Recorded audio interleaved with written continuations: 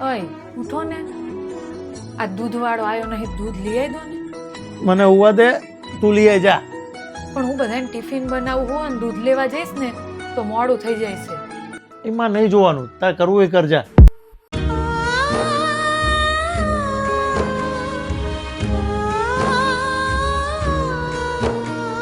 તમે કારખાને જાવ હો ને તો આ ડબ્બો એક લતાબેનને આપતા જઈજો ને. મને યાર આવા ઘરના કામ નહીં બતાવવાના.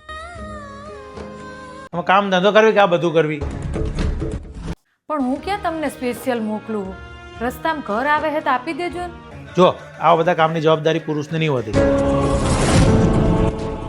10 વર્ષ પહેલા તમારે દેવું થઈ ગયું હતું તો રાત દિવસ સીવીને મેં પાય ભેગી કરીને તમારી મદદ કરી હતી. અને આજે જેટલું થાય ને એટલું તો કરું જ છું.